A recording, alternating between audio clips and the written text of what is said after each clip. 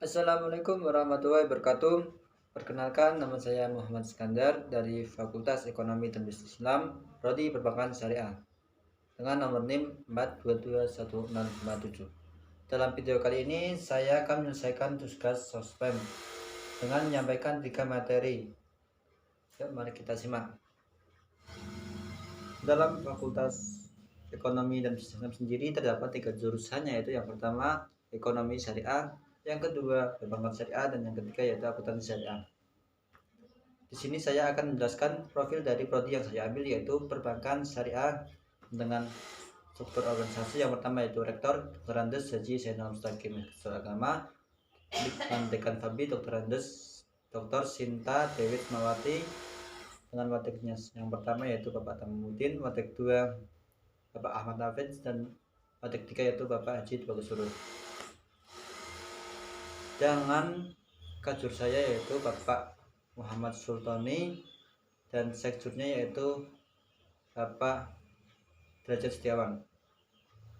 Sebelum memulai itu, saya akan menjelaskan prodi yang saya ambil, yaitu Perbankan Syariah, dengan visi terwujudnya program studi Perbankan Syariah Fakultas Ekonomi dan Bisnis Islam IAIN Pekalongan sebagai program studi yang kompetitif di tingkat global, dan pengembangan harmonisasi ilmu dan agama dalam bidang perbankan syariah yang mampu menjadikan masyarakat yang soleh, cerdas, unggul, dan moderat. Tentunya untuk mewujudkan visi tersebut harus ditunjang dengan misinya. Yang pertama yaitu mengembangkan pendidikan untuk memberikan lulusan program studi perbankan syariah yang soleh, cerdas, unggul, dan moderat. Yang kedua yaitu mengembangkan harmonisasi ilmu dan agama di bidang perbankan syariah. Yang ketiga yaitu berperan aktif dalam pemberdayaan masyarakat melalui penguatan modernisasi beragama di bidang perbankan syariah. Yang keempat yaitu meningkatkan produktivitas dan daya saing program perbankan syariah di tingkat global. Dan yang terakhir yaitu mengelola kelembagaan dengan secara profesional. Sebelum S1 perbankan syariah, dulu sejarahnya yaitu dari D3 perbankan syariah.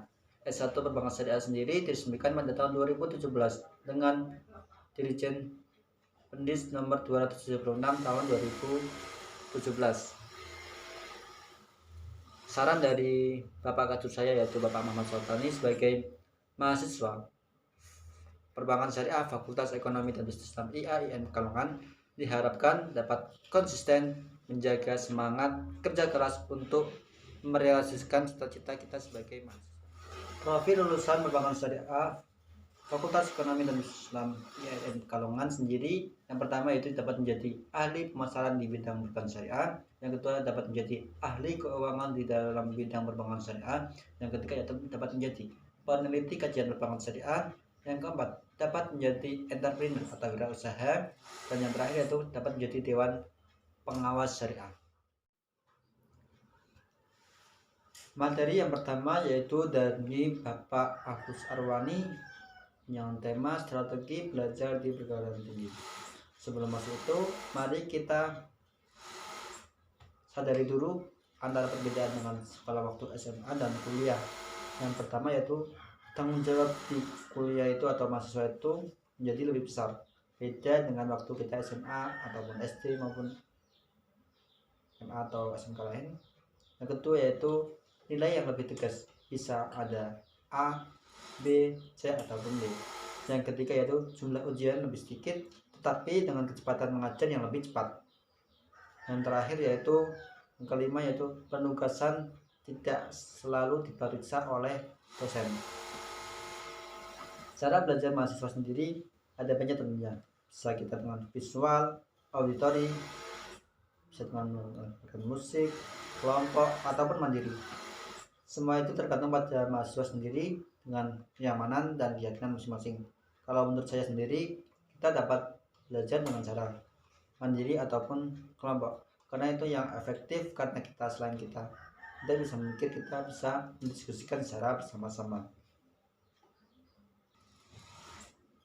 Menurut Bapak Ahmad Adroni, ada strategi untuk menyimak secara aktif dan kita dapat memahami materi tersebut, yaitu yang pertama yaitu jaga kontak mata. Yang kedua yaitu aktif dalam pelajaran kelas. Yang ketiga fokus. Yang keempat selektif dalam mencatat. Yang kelima singkirkan kegiatan-kegiatan yang buruk. Yang terakhir yaitu mengingat apa yang perlu diingat. Selain itu, mengingat juga perlu teknik.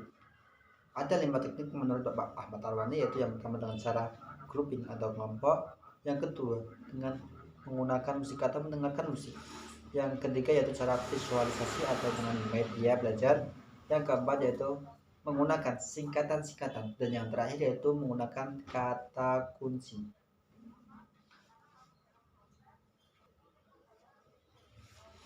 Tentunya saat kita menjadi mahasiswa, kita akan menjalani ujian atau tes. Jadi Bapak Ahmad Arwani sendiri, beliau ada strateginya saat menghadapi ujian, yaitu yang pertama yaitu kita harus menyediakan waktu untuk belajar. Jangan menggunakan sistem SKS, sistem kebut semalam, itu tidak efektif sekali. Yang kedua yaitu mengerti apa itu deskripsi ujian itu atau materi-materi ujian. Yang ketiga yaitu bisa dengan belajar kelompok, dan yang terakhir itu siapkan materi dengan baik. Dengan ujian tersebut tentunya kita harus mempunyai sumber-sumber untuk melakukan mempelajari materi-materi tersebut. Yang pertama itu sumber itu bisa dengan perbanyak secara mandiri, bisa kita lihat dari perpus ataupun lewat Google, mencoba latihan-latihan soal ataupun kita dengan catatan sendiri. Yang terakhir itu cara menjalani ujian dengan baik, yaitu yang pertama yaitu juga kita harus memperkirakan waktu saat ujian, baik itu dalam luar maupun dalam. Yang kedua yaitu mengerjakan hal-hal yang mudah terlebih dahulu, dan yang ketiga yaitu jawab sesuai pertanyaan, menebak dan mengarang dengan cerdas. Jangan kita mengarang dengan asal-asalan, karena itu bisa dapat mengaruhi nilai kita. Teknik menulis menurut Bapak Ahmad Arwani yaitu pertama kita harus memahami materi. Yang kedua yaitu kita dapat menulis draft awal, dan yang terakhir itu merevisi draft. Tentunya setelah kita menulis, kita harus memahami materi tersebut. Yang pertama itu pahami deskripsi tugas yang ada. Yang kedua itu perkaya atau cari-cari referensi lain. Yang terakhir yaitu cek siapa calon pembaca kita nantinya. Setelah kita memahami materi, tentunya kita akan diadakan presentasi. Sebagai mahasiswa kita harus punya seni presentasi sendiri. Yang pertama yaitu kita harus menguasai materi, kita harus mempunyai public speaking atau pembicaraan yang baik. Yang ketiga yaitu hindari gerakan-gerakan seperti ini ya, yang tak perlu. Dan yang terakhir itu penyajian materi. Penyajian materi ini kita harus dengan baik ya, bisa kita dengan ilustrasi agar mereka pembaca bisa memahami apa yang kita presentasikan. Pesan dan kesan dari Bapak Ahmad Irwani yaitu yang dapat kita ambil yaitu jadilah mahasiswa yang tangguh, efektif dan produktif, serta jangan lupa kita mengamalkan ilmu-ilmu yang telah kita pelajari. Selanjutnya yaitu kita akan mempelajari bab 2 etika mahasiswa dan berkomunikasi dari Ibu Dr. Andes Haji Susminingsih. Selanjutnya yaitu etika mahasiswa atau biasa disebut dengan budi pekerti atau sobat santun tersebut. Artinya adat kebiasaan atau cara hidup seseorang dengan melakukan perbuatan yang baik dan menghindari perbuatan-perbuatan yang buruk. Kita kan di IAIN sendiri banyak yang Islam, jadi tentunya etika tersebut kita harus landaskan juga dengan ajaran-ajaran Islam, atau biasa yang disebut dengan akhlak atau bermoral. Penampilan juga harus dengan baik. Penampilan juga kita harus dijaga, karena dengan pakaian yang baik, sopan dan beretika, kita akan dianggap mempunyai etika yang baik oleh baik oleh mahasiswa ataupun dosen atau staf lain. Etika sendiri ada bisa kita dengan etika komunikasi. Etika komunikasi sendiri adalah norma, nilai atau ukuran tingkah laku baik dalam kegiatan komunikasi atau berpakaian di suatu masyarakat. Sebenarnya kan kita di contohnya itu ketika kita mengirim pesan WA kepada dosen, tentunya kita harus perkenalkan diri sendiri. Tujuan apa kita memberikan pesan terhadap dosen tersebut, dan tak lupa kita ucapkan mohon maaf, izin, terima kasih, dan mohon tolong. Dalam mahasiswa tersebut tentunya kita harus mempunyai etika pergaulan yang baik.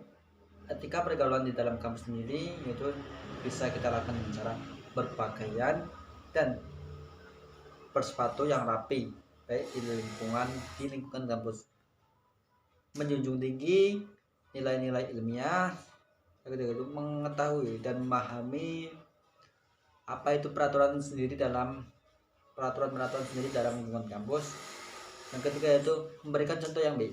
Kita sebagai maba kita harus juga memberikan contoh agar kita bisa dianggap punya etika dan sopan yang lebih baik. Masih banyak lagi, tentunya kita harus juga saling menghormati dan menghargai antar sesama masyarakat kampus, berperilaku dan bertutur kata yang baik, tidak berperilaku asusila atau tidak bermoral. Jika kita di kampus sendiri, kita harus juga bersedia menerima sanksi apabila kita melanggar. Kita harus tanggung jawab. Etika pergaulan di luar kampus, sebagai mahasiswa kita juga harus menjadikan contoh yang baik untuk lain, berperilaku dan bertutur kata yang baik. Kita harus berupaya mengaplikasikan ilmu mahasiswa tersebut ke dalam masyarakat sebagai bentuk pengabdian. Etika pergaulan ketika kita dengan dosen juga harus diterapkan juga. Tentunya kita harus bersikap dengan sopan yang baik dan seperti cara-cara yang di atas, tapi kita harus juga merespon dosen tersebut dengan secara sopan. Etika pergaulan sesama mahasiswa yaitu sebagai berikut. Yang pertama yaitu biasakan menyapa teman atau salam, baik itu antar kita maba atau ke cutting atau bahkan nanti adik kelas kita. Tidak bergurau secara berlebihan. Nanti kita kalau bergurau secara berlebihan, mungkin teman kita akan merasa dirinya dikucilkan. Kita juga jaga citra sebagai insan terbelajar mahasiswa. Kita jangan menyapa teman dengan julukan atau sebagai bentuk mendiskusikan nama atau nama mereka yang tidak disukainya. Hindari cara merendahkan. Kita jangan merendahkan teman yang menghormati ide atau pendapat dari mahasiswa lain.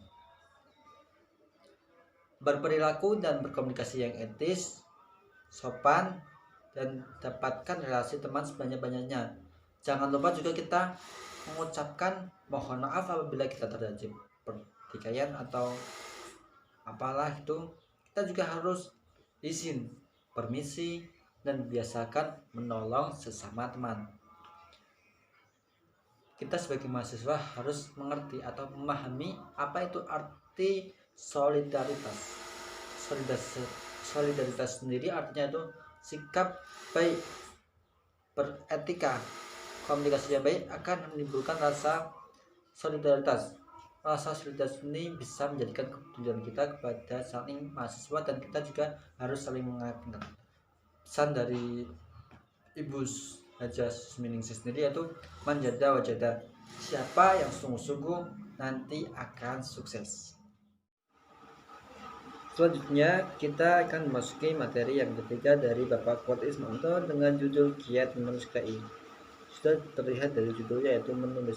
Menulis sendiri artinya menyajikan sebuah informasi dan kebenaran. kebenaran, tentunya kita harus mencari sumber dan cara memperoleh kebenaran tersebut sebagai berikut.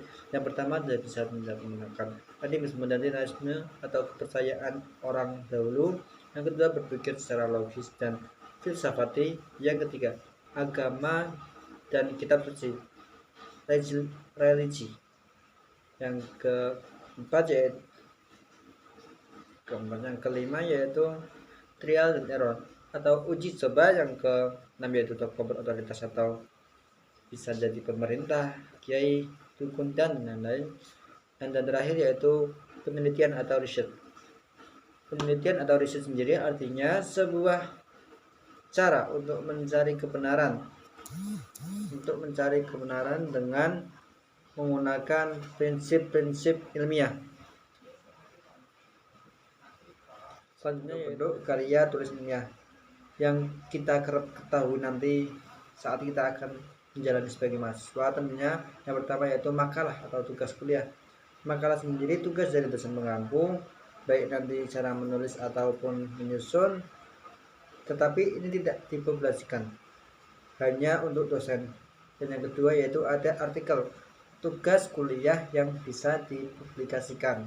Yang ketiga yaitu skripsi atau program sarjana S1. Mengaplikasikan, biasanya ini hanya mengaplikasikan teori saja. Selanjutnya yaitu tesis atau program magister. Di sini untuk S2. S2 ini biasanya mengembangkan teori. Dan yang terakhir yaitu disertasi. Ini adalah untuk program doktor. Biasanya di sini untuk menemukan teori. Kita sebagai mahasiswa harus banyak mencari sumber-sumber skripsi, tesis ataupun disertasi. Sebelum itu kita harus menemukan ide dahulu. Sebelum menulis KI kita harus juga menemukan ide. Ide tersebut bisa dicari dengan mengamati atau observasi secara langsung.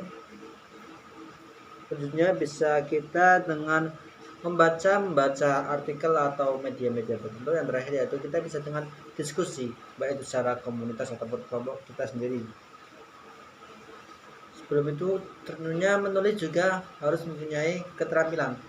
Keterampilan tersebut akan menghasilkan sebuah keunikan sendiri dari karya kita, yaitu keterampilan tersebut kita harus bisa rajin berlatih. Nanti kita akan menyesuaikan sendiri. Yang kedua yaitu menggunakan Chevron management.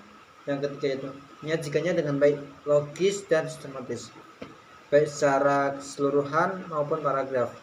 Dan yang terakhir yaitu menjaga originalitas. Apa itu originalitas? Menghindari dari plagiat dan similarity. Pak Ismanto juga sendiri mempunyai teknik untuk menghindari plagiat atau tidak dianggap plagiat. Yang pertama yaitu dengan memberikan quote atau mengutip, diberi tanda kutip, terus bisa dengan parafrase atau mengutip tulisan orang lain tetapi dengan menggunakan bahasa kita sendiri. Terus yang terakhir yaitu summaries atau meringkas dari karya lain. Selanjutnya tulisan yang baik atau skripsi yang baik itu harus mempunyai juga paragraf yang baik atau good paragraph. Good paragraph sendiri biasanya isinya yaitu yang pertama yaitu unifit atau ide pokok yang sama agar pembaca tidak kebingungan nantinya antara paragraf 1, 2, dan 3. Yang kedua yaitu coherent atau paragraf yang bagus tersusun dengan ide, tidak sama seperti yang tadi, tidak menyelam-menyelam dengan idenya. Dan yang terakhir yaitu relevan, antara paragraf yang satu dan yang lain itu mendukung, tidak berbeda idenya. Terus cara membentuk paragraf yang baik, yang pertama yaitu kalimat yang baik itu sesuai dengan subjek atau subjek objek predikat SOP yang berdasarkan standar yang baik dan tersusun. Saran dan atau kesan saran tersendiri untuk khususnya para mahasiswa baru dari Bapak Ismanto yaitu semoga kita akan menjadi mahasiswa yang baik, kreatif, dan berprestasi. Tentunya itu akan membanggakan bagi diri sendiri, keluarga, orang lain, dan tentunya calon mertua atau pejabat. Di Fakultas Ekonomi dan Sistem sendiri banyak terdapat UKM dan permawanya. Nanti yang kemungkinan saya akan ikuti yaitu permawa HMJ dan UKM, bisa nanti ke SPMS atau nanti menyesuaikan karena masih dipilih dengan yang baik. Tentunya nanti ketika kita menjadi mahasiswa tidak ada waktunya. Sekian dari saya, kurang lebihnya mohon maaf. Wassalamualaikum warahmatullahi wabarakatuh.